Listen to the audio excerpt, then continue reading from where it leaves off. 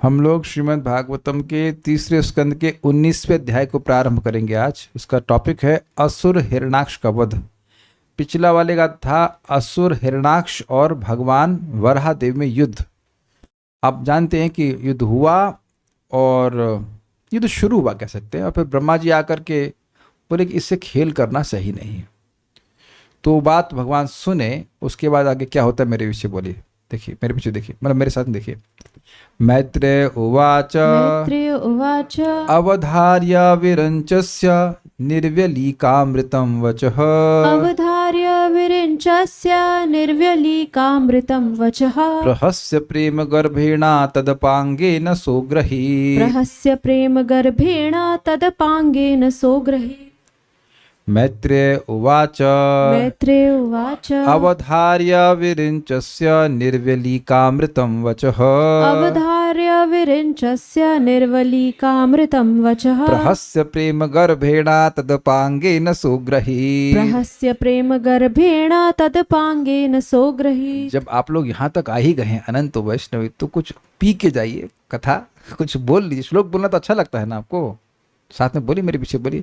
मैत्रेय उवाच मैत्रेय उवाच अवधार्य विरिञ्चस्य निर्व्यलीकामृतं वचः अवधार्य विरिञ्चस्य निर्वलीकामृतं वचः प्रहस्य प्रेम गर्भेणा तदपांगेन सोग्रही। प्रहस्य प्रेम गर्भेण तदपांगेन सोग्रही। इससे पहले श्लोक में जाके आपको बड़ी रुचिकर बात बताएं। मैंने सुर सरिता माता जी के यहाँ प्रसाद पाया था कुछ दिन पहले, तो मैंने कहा माता जी आप इतनी अच्छी कैसे हो गए कुकिंग में? तो कह रहे हैं कि हमारी माता जी ट्रिक लगाती थी, ए थोड़ा सब्जी छौंक देना, मतलब सब्जी कटी हुई रखी वो नहीं कटवाएंगे सब्जी बच्ची से, लेकिन बचपन से थोड़ा वे छौंक देना, थोड़ा कड़ी छौंक देना, छौंक देना, छौंक छौंक छौंक करते करते उनका अभ्यास ऐसा बन गया कि खाना बहुत अच्छा बनने लगी। तो आप लोगों को भी बोला थोड़ा छौंक देना लोग तो बच्चे हैं, इस उम्र से सीखेंगे तो आगे जाकर के बहुत अच्छे से बोलने लग जाएंगे। हम लोग को तो भागवतम का भाव ही नहीं पता था। कितने लोगों को 8 साल की उम्र में भागवतम का भाव पता था? यहाँ पे किसी भी नहीं। आप लोग ऑलरेडी एडवांस्ड हैं, भागवत में तो पता है ना, भागवत में आए हैं, हाँ ठीक है। तो इस तरह से थोड़ा सा लोग बोलते हैं ना, थोड़ा ऐसा करके करके करके आपका अभ्यास बन जाएगा। ठीक है, बोलिए। मैत्रेय उवाच मैत्रेय उवाच अवधार्य विरिञ्चस्य निर्व्यलीकामृतं वचः अवधार्य विरिञ्चस्य निर्व्यलीकामृतं वचः प्रहस्य प्रेम गर्भेण तदपांगेन सोग्रही। प्रहस्य प्रेम गर्भेण तदपांगेन सोग्रहीत।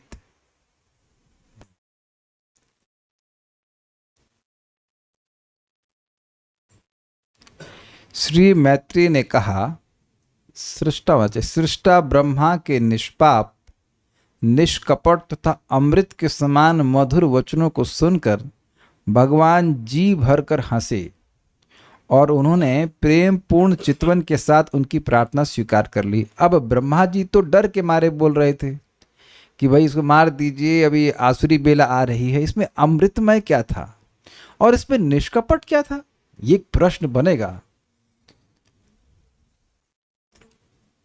तो भगवान ने उसको स्वीकार किया प्रेम पूर्ण चितवन से। ये क्या मतलब है?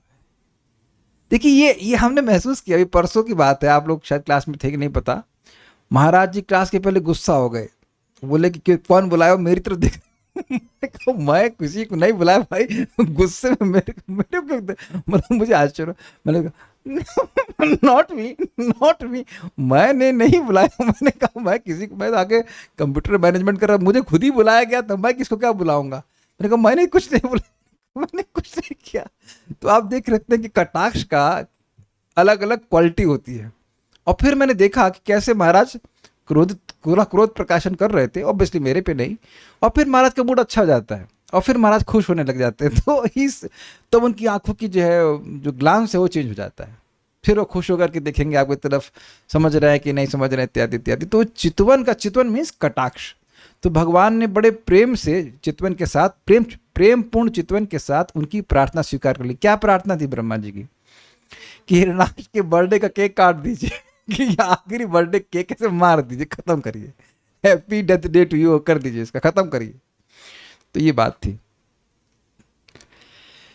मैत्रेय उवाच, मैत्रेय मुनि ने कहा, विरिञ्चस्य स्पष्ट है ब्रह्मा जी के निर्व्यलीक, व्यलीक मतलब होता है कपट और निर्व्यलीक मतलब निष्कपट।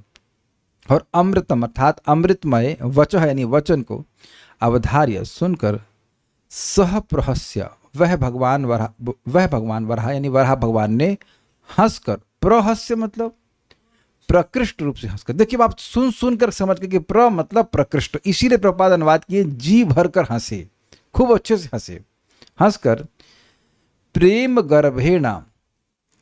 ये क्या मतलब है? प्रेम गर्भ के द्वारा यानी कि प्रेम पेट में भरा हुआ है, ये अर्थ है। ऐसे अगर शाब्दिक अर्थ ले तो पेट में प्रेम भरा हुआ है। जब भर पेट होते हैं तो उसका मतलब होता है यार फुल, उस सेंस में कहते हैं ना कि हमारा पेट तो पूरा भरा हुआ है। तो प्रेम गर्भ मतलब अंदर में खूब प्रेम भरा हुआ, उसी अर्थ में कह रहे हैं प्रेम से पूरित अपांगेना, कटाक्ष के द्वारा। वो जो कटाक्ष था भगवान का वह प्रेम से पूरित था। अब ये पूरा अर्थ मैं तो समझ नहीं पा रहा हूं, उसके लिए अपांगेन का अर्थ क्या हुआ? जो अंग से दूर जा रहा हो। अप मतलब दूर जाना और अंग मतलब अंग। अप अंग मतलब जो अंग से दूर जाए, समझे आप?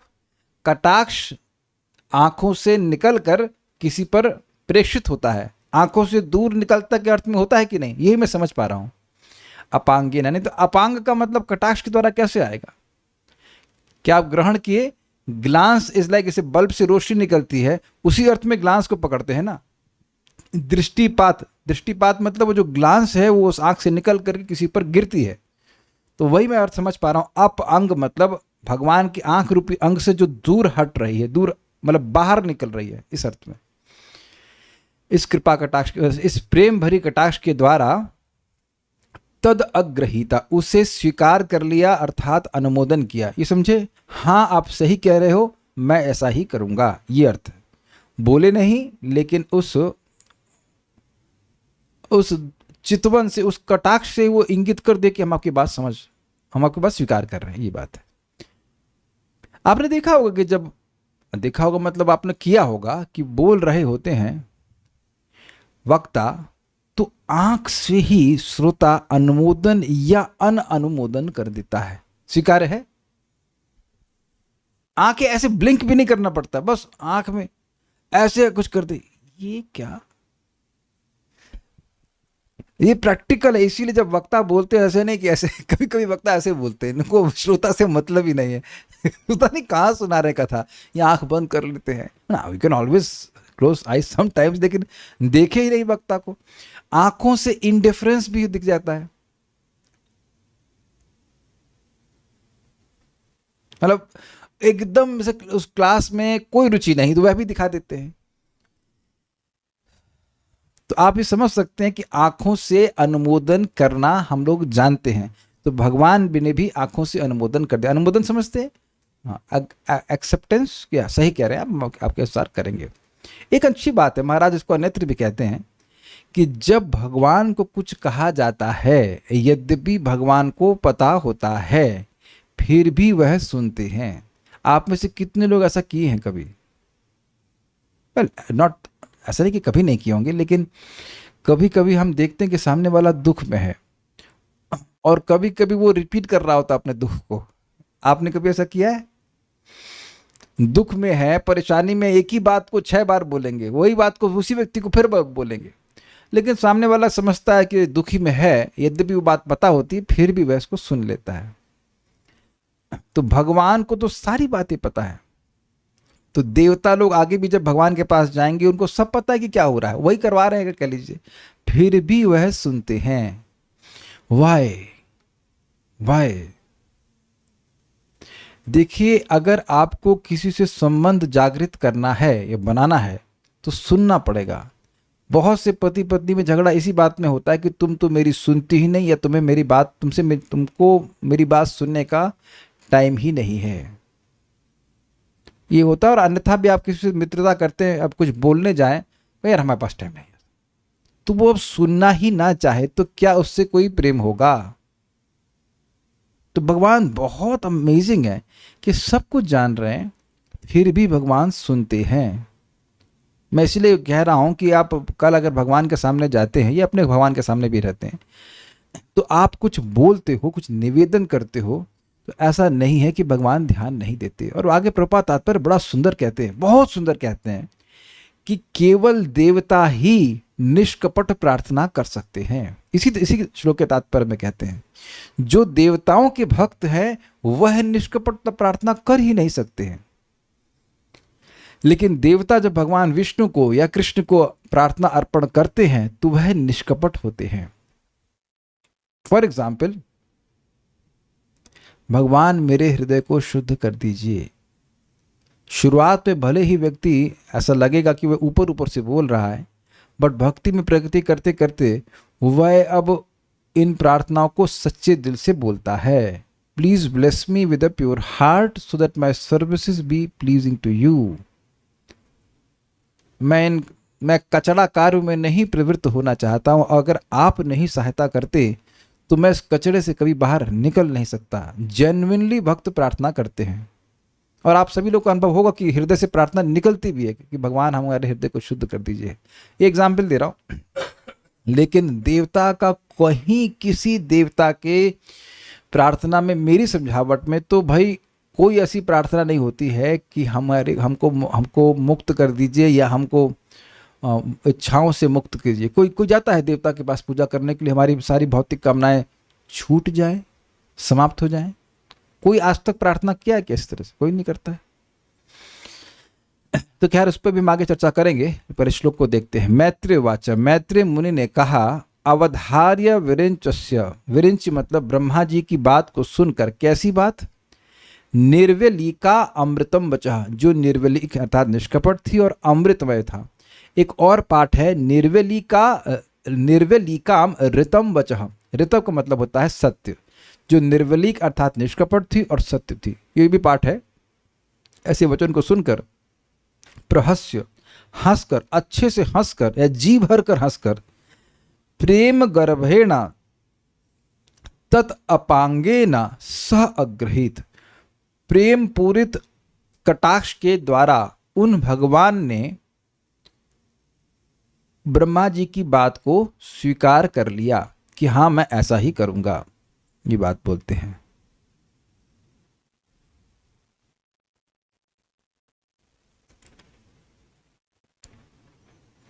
श्रीधरी 19वें अध्याय में ब्रह्मा आदि के द्वारा प्रार्थना किए जाने पर वराह भगवान के द्वारा प्रशंसनीय हिरणाक्ष वध का वर्णन किया गया है। कौन है प्रशंसनीय इसमें? वेदवादिनी। कौन है प्रशंसनीय इसमें? माइक ऑन कर लीजिए और लोग भी उत्तर देने के लिए उत्सुक है। हाँ भाई, कौन है प्रशंसनीय? कल्याणपुर हंस रहे हैं, बताइए कौन है प्रशंसनीय इसमें? हरे कृष्ण प्रभु जी, भगवान द्वारा हिरण्याक्ष वध को प्रशंसनीय। हाँ, वध प्रशंसनीय है, हिरण्याक्ष प्रशंसनीय नहीं है। हाँ, लैंग्वेज ध्यान से सुनिएगा, ठीक है। निर्व्यालिकामृतम वचः, ब्रह्मा जी की उपर्युक्त मतलब जो पिछले अध्याय में कही गई है। विक्रम्यनम मृधे हत्वा, वाणी कपट रहित तथा अमृतमय थी। क्या बोले थे ब्रह्मा जी की? अपने पराक्रम को प्रदर्शित करके, विक्रम्य एनम मृधे, इस युद्ध में इसको मार करके आप अपने जय करिए, ऐसा करके बोले थे। तो ये सच्चे दिल से बोल रहे थे, ये बात कह रहे हैं। तथा निर्व्यलिका ऋतम पाठांतर जहाँ है वहाँ अर्थ होगा निष्कपट और सत्य। उसको सुनकर भगवान इसलिए मुस्कुराए कि मैं तो स्वयं काल स्वरूप हूँ और ये ब्रह्मा मुझको शुभ मुहूर्त का उपदेश दे रहे हैं। अब आप देखो कि जिसको समझ में आया वो सब मुस्काए, जिसको नहीं समझ में आया वो बेचारा सीरियस बैठा रहेगा। क्या बात बोले ब्रह्मा जी? कहे देखिए भगवान, अभी ये कौन सी आसुरी बेला आ रही है, अब नहीं अभिजुत मूर्त निकला जा रहा है और आसुरी बेला आ रही है, इसमें ये बहुत शक्तिशाली हो जाएगा। तो अब भगवान पूछेंगे तो क्या काल से भी शक्तिशाली हो जाएगा? भाई तुम यही कह रहे हो ना कि काल इसको बलवान कर देगा। किसको बोल रहे हो? काल को ही बोल रहे हो कि काल इसको बलवान कर देगा। तो इसको सुन करके आपको मुस्कुराहट नहीं आ रही है?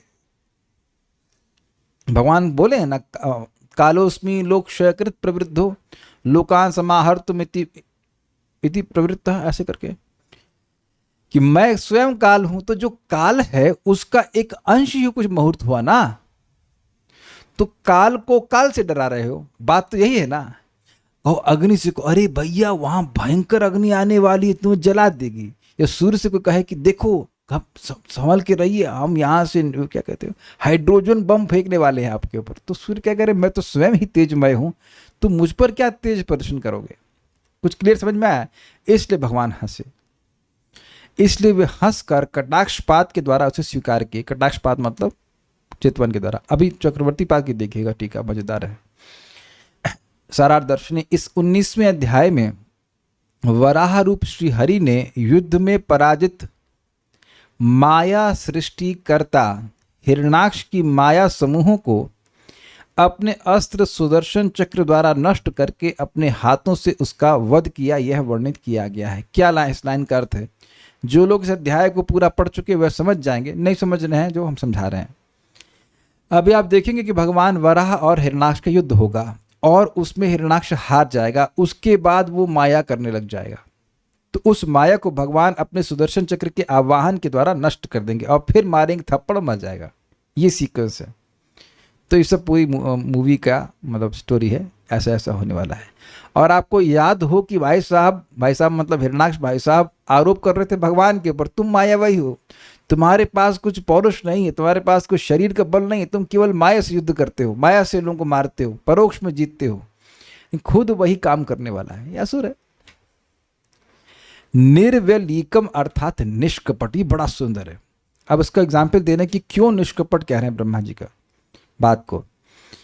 अस्मत् राधा, स्पेलिंग मिस्टेक है, अस्मत् राधा वरो सुरः 3.18.22 का श्लोक है। अर्थात ये असुर हमसे वर प्राप्त करके इतना बलशाली हुआ, इस प्रकार का निष्कपट वचन। बताइए कि ये निष्कपट क्यों हुआ। Chat is open, let's see, you start thinking. यह निष्कपट क्यों हुआ जब ब्रह्मा जी ने कहा कि यह असुर हमारे द्वारा वरदान प्राप्त करके प्रबल हुआ है। निशा माता जी को समझ में आ गया। यस, गौरव प्रभु ने सही उत्तर दिया है, बट स्टिल क्योंकि ब्रह्मा जी खुद ही एक्सेप्ट कर रहे हैं कि मैंने वरदान दिया है। यस, आप कहेंगे इसमें कौन सी बड़ी बात है। भाई कोई आतंकवादी को स्पॉन्सर करे और स्वीकार करे कि हम भाई इसको स्पॉन्सर किए थे, इसको गन देने वाले, इसको शक्ति देने वाले हम हैं, तो समाज में थू थू होगी कि नहीं होगी। हरे राम राम राम। कभी कभी किसी का लड़का गुंडा निकल जाता है तो कहता अरे तुम तो ऐसा कृत्य कर रहे हो कि हमारा नाम डुबो रहे हो, तो उसको देह देने वाला तो पिता माता हुए ना। तो कह रहे हैं कि ये अन्यथा इतना स्ट्रांग नहीं होता, लेकिन मैंने वरदान दे दिया तो और स्ट्रांग हो गया है। अपनी गलती स्वीकार कर रहे हैं। अच्छा एक चीज बताइए, आप लोग पब्लिक में कभी गलती स्वीकार किए हैं अपनी? चलिए पब्लिक में नहीं जाते होंगे, मान लीजिए कोई बहू है तो सास हैं, ससुर हैं और उसके ननद वो सब बैठे हुए हों और तब गलती स्वीकार किए हैं कभी? होने पर भी इधर कोई हाथ नहीं खड़ा। एक, अच्छा अभी तो नहीं है शायद इसलिए स्वीकार कर रही हैं थोड़ा बड़ी हो जाएंगे तो ना। तो अब आप देख रहे हैं कि 5-10 लोगों में भी गलती स्वीकार करना भारी होता है, और हम किसी के लीडर नहीं हैं। और ब्रह्मा जी के बारे में क्या कहा था? सहस्रणी, स्वराट इत्यादि, वो प्रसिद्ध व्यक्ति हैं। तो वो इतने लोगों के लीडर होकर के एक आतंकवादी को स्पॉन्सर कर रहे हैं। इस बात को स्वीकार करना, ये इट रियली नीड्स करेज कि हमने गलती कर दी है। देखिए आप लोग, हम सब लोग गलती करते हैं, भगवान के सामने स्वीकार करते हैं, मुझे पता है करते ही होंगे, लेकिन मन में भगवान हमसे गलती हुई, आप तो जब जानते हैं अब क्या है, माइक पे लेके मंगल आरती माइक पे लेके खड़े हो जाएंगे बोलने के लिए कि हमने गलती करी है। किसकी दम है जो ऐसे करते? नहीं कर सकता। तो भगवान देख रहे हैं कि हमारे भक्त जो हैं वह गलती ही हो गई, कह लीजिए जो भी कहा जाए, लेकिन वो स्वीकार कर रहे हैं इस बात को, तो यह अनुमोदन किए। ठीक है। दूसरा, अमृतम, अमृत क्यों है? देखिए रहस्यमय बात है। न यावद ईश वर्धिता 3.18.24, अर्थात जब तक यह भयानक दैत्य आसुरी समय प्राप्त करके बढ़ता नहीं, उससे पहले ही मार दीजिए, ये बात उन्होंने कही थी। इस प्रकार प्रेममय होने के कारण अमृत समान ब्रह्मा के वचन का श्री भगवान भी आदर पूर्वक आस्वादन कर रहे हैं, यह कहा गया। ये समझे? अभी समझ में आ जाएगा। प्रहस्य यानी हास्य सहित। क्या बोल रहे हैं? अहो मेरे प्रति प्रेम का यह कैसा सर्व विस्मरणकारी सामर्थ्य है, क्योंकि यद्यपि मैं काल स्वरूप हूं तथापि ब्रह्मा जी मुझे मुहूर्त बल का उपदेश दे रहे हैं। इस प्रकार प्रेम युक्त तिरछी दृष्टि द्वारा ब्रह्मा के वचनों को भगवान ने स्वीकार किया, अर्थात हाँ जैसा तुमने कहा उसी प्रकार अब मैं इसी क्षण इसका नाश कर रहा हूं, लेकिन मेरा और इसका युद्ध का सुख पूर्ण हो इसलिए आज रात में ही इसका विनाश करूंगा, यह उन्होंने ज्ञापित किया। यह अर्थ, अब देखिए बातें समझने वाली होंगी। ब्रह्मा जी ये जो बोल रहे हैं कि मुहूर्त नष्ट हो रहा है, अच्छा वाला मुहूर्त नष्ट हो रहा है, अभिजीत खत्म हो रहा है, नष्ट होना मतलब बीत रहा है, और आसुरी बेला आ रही है, तो ये भय के कारण बोल रहे, लेकिन ये भय प्रेम से जनित है। मैंने आपको समझाया था कि पूतना ब्रज में प्रवेश कर रही है और सुखदेव गोस्वामी जिसका वर्णन कर रहे हैं और परीक्षित महाराज के मुख पर भय देख चुके हैं, क्योंकि वो जिसका प्रेम होता है वह अपने प्रेमास्पद के संबंध में अनिष्ट की आशंका करता ही रहता है। अरे ये ना हो जाए, वो ना हो जाए। एग्जाम्पल दिया था ना कि कोई डीआईजी है, उसकी माँ उसको बोलती है इसको ट्रेन में जा रहे हो ध्यान रखना कहीं कोई जेब ना काट ले। अरे खुद ही पुलिस का वो हेड है, उसकी जेब कौन काटेगा? पागल है क्या कोई? लेकिन माँ प्रेमवश डर कर ऐसा कहती है, कुछ ग्रहण कर रहे हैं। उसी प्रकार से ऐसा नहीं है कि ब्रह्मा जी को भगवत गीता का श्लोक नहीं पता है कि कालोस्मि लोक सकृत प्रवृद्ध हो, है कि नहीं? भगवान के ऐश्वर्य से, भगवान की असीमित शक्ति से जान ही रहे हैं वो। अभी जो चीज़ असीमित है, जिसका बल असीमित है, वो क्या इन थोड़ी थोड़ी शक्तियों से प्रभावित होने वाला है? कोई काल किसी असुर को क्या इतना बल दे सकता है कि भगवान से अधिक उसका बल हो जाए? ऐसा नहीं होने वाला है। लेकिन फिर भी क्योंकि वह प्रेममय, जो प्रेममय वचन बोल रहे हैं, भगवान इसको मार दीजिए नहीं तो शाम हो जाएगी, ये बहुत बलशाली हो जाएगा, इत्यादि इत्यादि। तो ये जो प्रेममय वचन ब्रह्मा जी के हैं, जिसके कारण उनका एक दृष्टि से देखा जाए सब कुछ जानते हैं ब्रह्मा जी, फिर भी उस कुछ अंश में सर्वज्ञता की हानि हो रही है कि नहीं? ब्रह्मा जी सब जानने वाले हैं, लेकिन फिर भी वो ये भी जानते हैं कि भगवान असीमित रूप से शक्तिशाली हैं, फिर भी वो प्रेम के कारण इस प्रकार से वो भूल रहे हैं। तो भगवान उनके प्रेममय वचन को, जो उनके वचन थे प्रेमपूर्ण, उस कारण से भगवान को अमृतमय लग रहे थे। ओके, वेदवादी समझाएंगे कि भगवान को ब्रह्मा जी के वचन अमृतमय क्यों लगे। तो नहीं समझ में आया तो बोलना चाहिए ना, आप पूछने वाले थे। नहीं समझ में आया? निशा माता जी समझ में आ गया? आ गया, बताइए, आप सहायता कीजिए माता जी का। एग्जाम तुरंत ही ले लेना चाहिए। हाँ जी। भगवान को पता है कि ब्रह्मा जी को भी पता है कि वो भगवान है और काल स्वरूप हैं, फिर भी वो उनको प्रेम के वशीभूत होकर कह रहे हैं कि आप जो है इसको मार दीजिए, क्योंकि काल जो है आसुरी होने वाला है। यस, तो ये दिखा रहा है कि भगवान ये देख रहे हैं हमारा कितना ख्याल रखते हैं ना, how much is concerned about me. ये बात है भाई, वो और बलशाली होगा तो हो सकता है भगवान पे और घात प्रतिघात करे, इत्यादि इत्यादि। तो डर करके, जो डर है वह प्रेम से प्रकट हो रहा है, ना कि ज्ञान से। तो इस कारण से जो प्रेम में वचन है, इस कारण से ऐसा करते हैं, ठीक? इसलिए उनको अमृतमय लगा। कोई भी वचन जब प्रेममय बोला जाता है, प्रेम से बोला जाता है, तो अमृत जैसा लगता है कि नहीं लगता?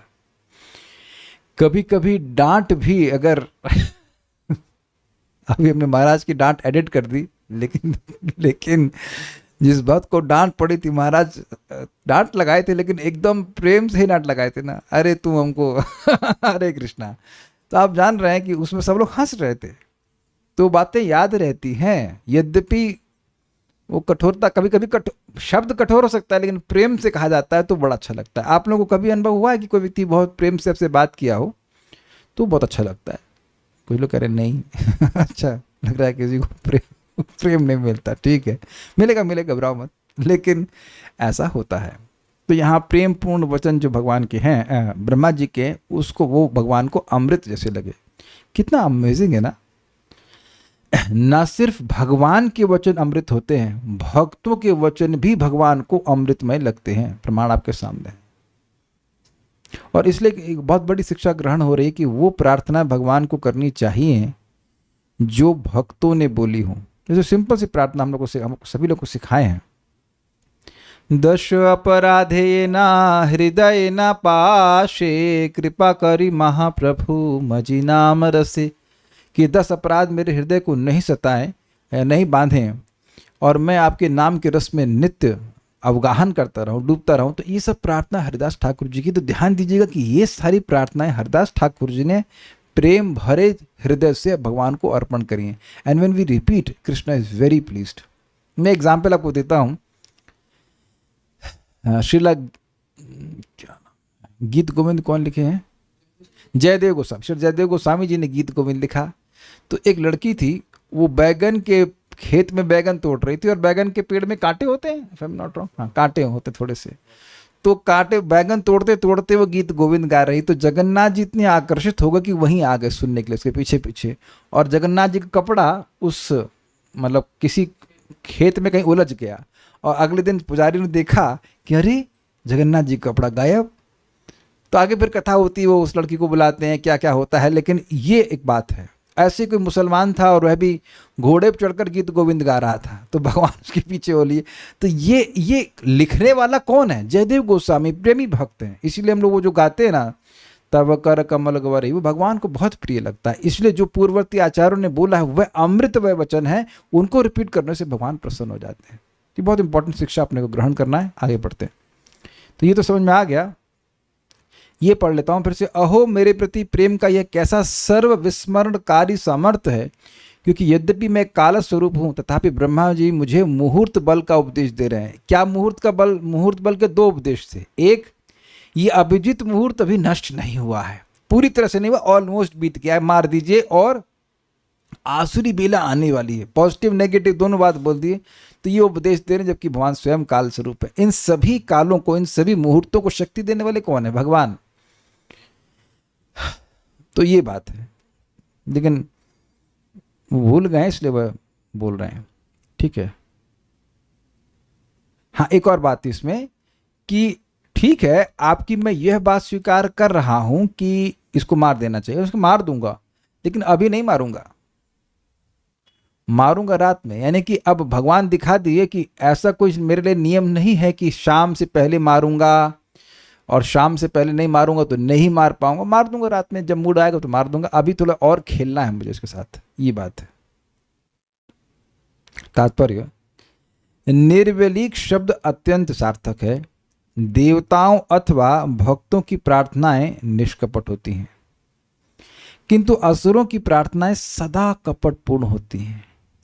ब्रह्मा से वर प्राप्त करके हिरणाक्ष अत्यंत शक्तिशाली बना, किंतु वर प्राप्त करने के बाद अपने पाप पूर्ण मनोभावों के कारण उसने उत्पात प्रारंभ कर दिया। तो आप समझ रहे हैं कि कपट क्यों? ब्रह्मा जी से वरदान प्राप्त करके वह ब्रह्मा जी के अनुकूल नहीं चलने वाला था। अब समझ में आया आपको? कपटी व्यक्ति आपसे कुछ प्राप्त कर रहा है, आपको सुखी करने के लिए नहीं।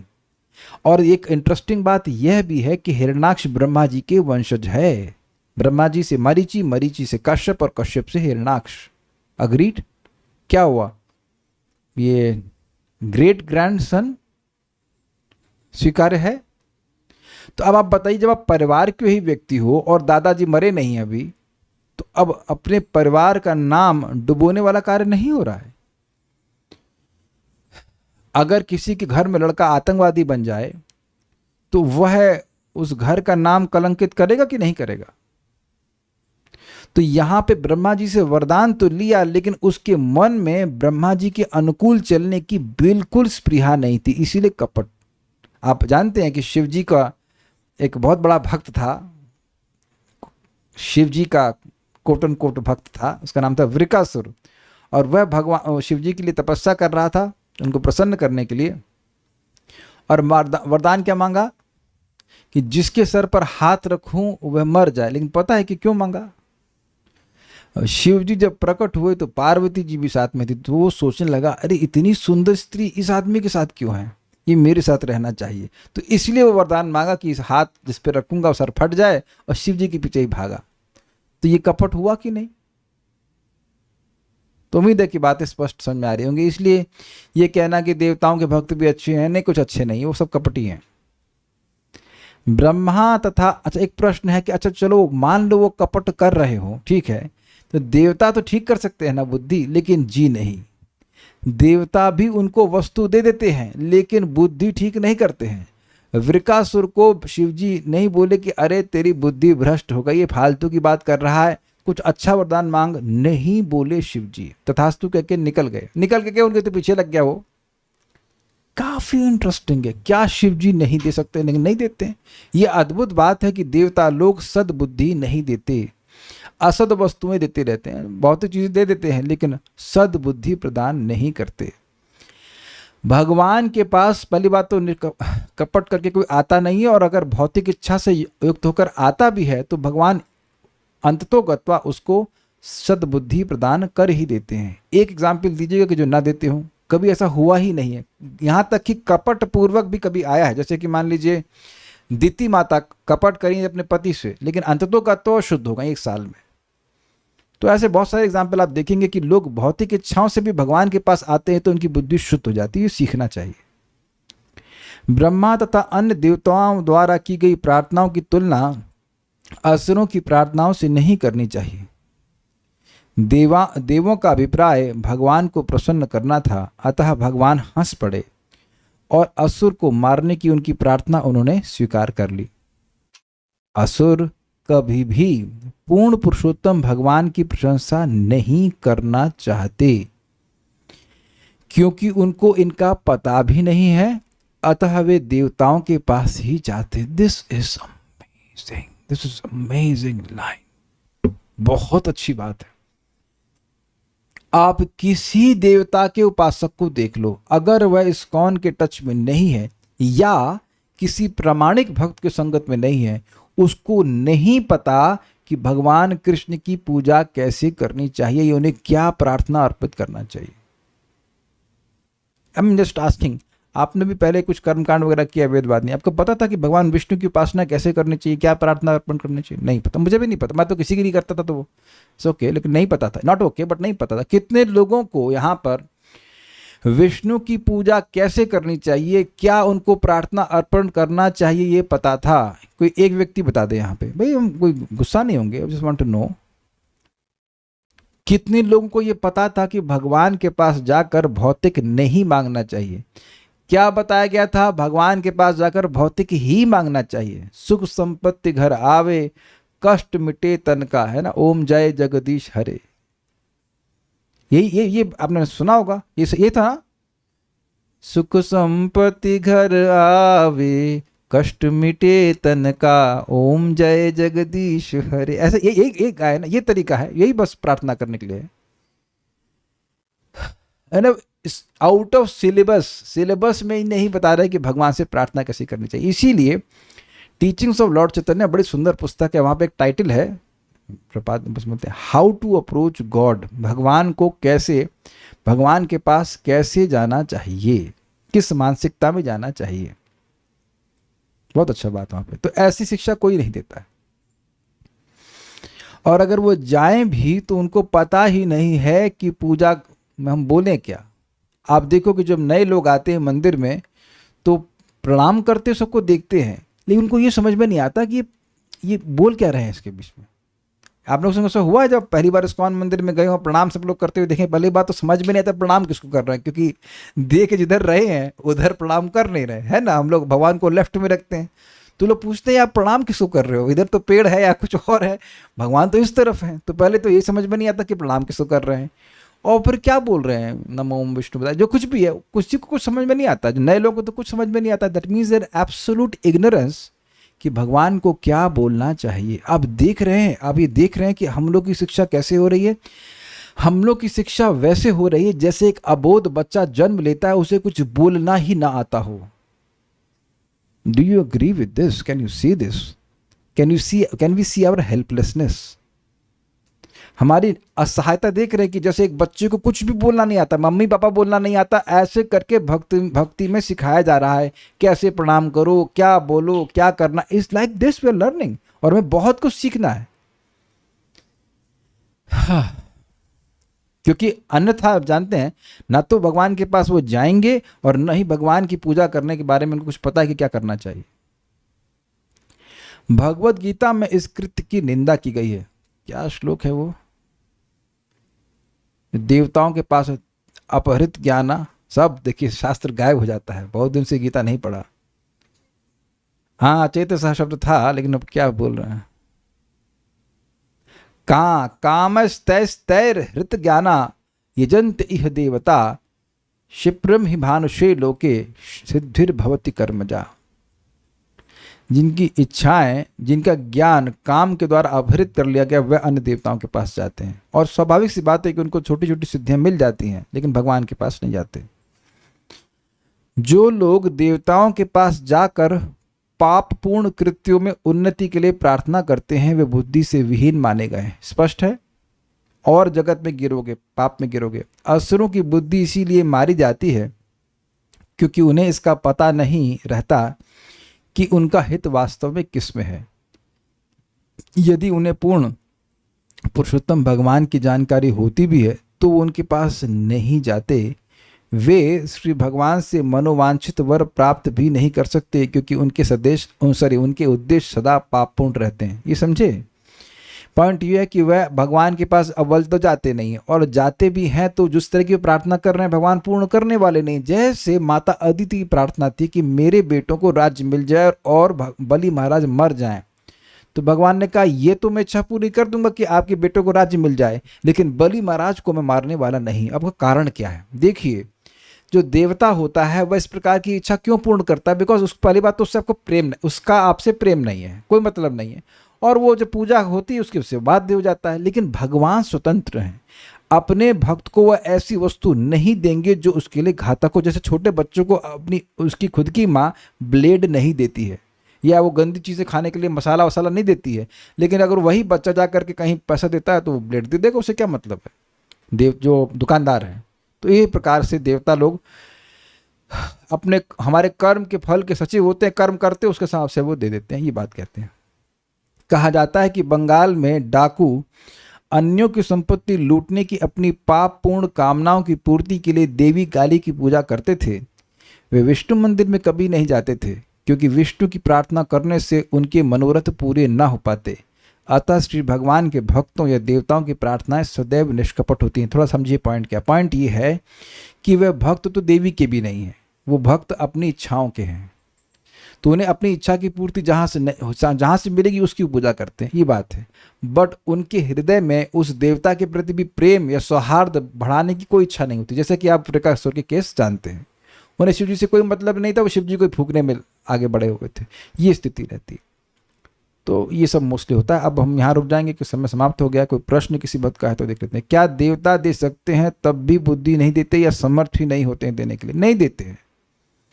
अगर देना होता तो बुद्धि के जिनका शरीर बना हुआ है ब्रह्मा जी, वह हिरणाक्ष को नहीं बुद्धि दे देते। बुद्धि देने वाला कौन है? मोत्ता स्मृतिर ज्ञानम अपोहनम, च भगवान देने वाले हैं ना, तो नहीं देते। सत्यनारायण की पूजा पता थी केवल। महाराज इस पे विनोद करते हैं कि सत्यनारायण की पूजा में, सत्यनारायण की पूजा से या सत्यनारायण की कथा का ये लाभ होता है, साधुराम बनिए को ये मिला। हमने तो कभी सुनी नहीं, लेकिन ये हुआ। लेकिन वाकई सत्यनारायण की कथा थी क्या वो नहीं बताते। ऐसा है? आपने पढ़ा है? आपने सुना है? आपने सुना महाराष्ट्र में? तो जिन्होंने बताया वो बताया कि सत्यनारायण की कथा हुआ क्या, मतलब वो कथा क्या थी जिसको सुनकर साधुराम बनिए को लाभ हुआ। तो महाराज कह रहे थे कि सत्यनारायण कथा में उसके श्रुति फल का वर्णन होता है कि जिसने ये कथा सुनी उसको ये लाभ हुआ, जिसने ये कथा सुनी उसको ये लाभ हुआ। लेकिन कथा क्या थी? कथा ये भागवत कथा ही सत्यनारायण कथा है। समझे बात?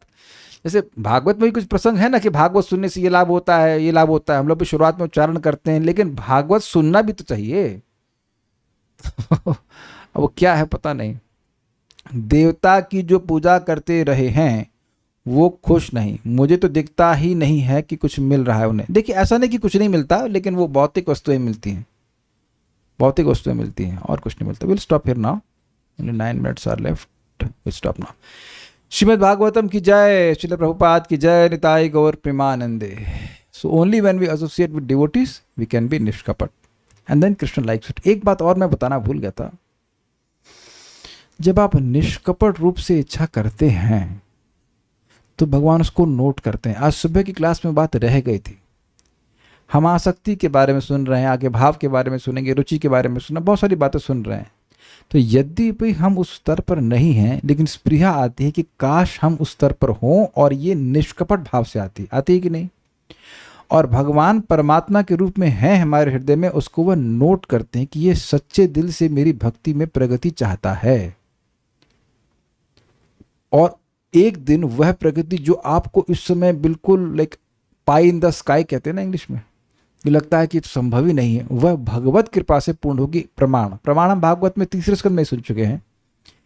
भगवान जब उद्धव जी को, मतलब भगवान इस जगत से जा रहे थे, तो उद्धव जी को बोले थे कि तुमने पिछले जन्म में, है ना, पिछले जन्म में वसु थे तुमने मेरे पार्षद बनने की स्पृहा की थी, अब तुमको वह इच्छा पूर्ण हो रही। उद्धव जी के शरीर में वो वसु प्रवेश कर गए थे, उद्धव जी तो नित्य पार्षद हैं। तो ये एक बड़ी सुंदर बात है कि अगर किसी भक्त के हृदय में भगवान की बात सुन करके, भक्ति के स्तर को सुन करके स्पृहा आती है, काश मैं भी ऐसे स्तर को प्राप्त कर जाऊं, तो भगवान उसको नोट करते हैं और आगे आगे आपको वह देखेंगे कि भगवान स्वयं व्यवस्था करते हैं। भक्ति करते रहिए, स्वयं व्यवस्था करते हैं कि वह इच्छा भक्ति पूर्ण हो, क्योंकि वो इच्छा उनकी खुद की भी है। आपको प्रेम प्राप्त हो, आप प्रेम में सेवा करें उनकी, तो ये उनकी भी इच्छा है। तभी तो महाप्रभु के रूप में आए, तभी तो बोल रहे हैं एने 6 औषधि माया नसीबार लागी, हरि नाम महामंत्र लव तुम्ही मांगी, इत्यादि इत्यादि। He also desires that. बल्कि वो सोच रहे हैं कि ये सही तरह से मांग क्यों नहीं रहा है, वह सही तरह से मांग क्यों नहीं रहा है। इच्छा विधानाम निजपाद पल्लव इत्यादि ये श्लोक आप देख लीजिएगा। इसको मांगना नहीं आ रहा है मुझसे। भगवान की ये डेस्पिरेशन है कि मुझे सही चीज क्यों नहीं मांग रहा है, व्यर्थ की चीज क्यों मांग रहा है। कुछ बोल रहे थे आप? हरे कृष्ण प्रभु जी, कपटता मतलब सिर्फ भौतिक इच्छा के बारे में बोला जा रहा है। तो अब आध्यात्मिक इच्छा में कपट कैसे होगा, आप एक्सप्लेन कीजिए। नहीं, अब छोड़ेंगे नहीं, बोलिए। आध्यात्मिक इच्छा में कपट कैसे हो सकता है, बोलिए। अगर आप बोल रहे हैं कि भगवान मेरा हृदय शुद्ध कर दीजिए, इसमें भी कपट है। हाँ बोलिए। जैसे मतलब किसी को वैष्णव मुक्ति के अगर इच्छा है तो फिर वो कपट नहीं है। That's okay. भगवान स्वयं बोलते हैं स्वर्गाप वर्ग मद धामा कथनचित यदि वांछति। That's okay, it's okay. और कुछ बिना मांगे नहीं देंगे भगवान, मतलब क्या? देखिए, हवा पानी वगैरह तो बिना मांगे ही दे रहे हैं, लेकिन भक्ति बिना मांगे नहीं देते। इसीलिए उत्कंठा जागृत करने के लिए हमें थोड़ा प्रतीक्षा कराते हैं। और बिना मांगे देंगे तो क्या आप उसको वैल्यू करोगे? यहां किसी एक व्यक्ति को बिठा दीजिए जो उस क्लास में आना नहीं चाहता, तो आप बिना मांगे ही देंगे ना उसको। तो उसके लिए एक बहुत बड़ा टॉर्चर हो जाएगा ना, वो भी रोज, वो भी सुबह और शाम भी, मतलब हाँ हो ही जाता है, इज इट नॉट? सुबह भी आना, शाम को भी आना। और अगर उत्कंठा है तब वो कितना अमृतमय लगता है प्रवचन, है कोई भी बात। बिना मांगे आपको भोजन अच्छा लगता है, तो बिना मांगे कोई वस्तु मिल जाए तो उसकी कोई वैल्यू नहीं करता। तो जो भगवान हमको थोड़ा वेट करा रहे हैं वो हमारी पात्रता को जागृत करने के लिए। भूख जागृत होती है तब भोजन अच्छा लगता है। तो भूख ही ना हो तो भोजन अच्छा नहीं लगता है। बहुत बार तो लोग वैद्य के पास जाते हैं, साहब हमको भूख ही नहीं लग रही है। अच्छा ये खाओ, ये भूख लगने लग जाएगी। तो भगवान ये जो कुछ भी हमारे साथ कर रहे हैं भक्त के साथ, वो उत्कंठा रूपी भूख को जागृत करने के लिए, which is actually a form of love only. So now stop now. Srimad Bhagavatam की जय, श्रील प्रभुपाद की जय, निताई गौर प्रेमानंद।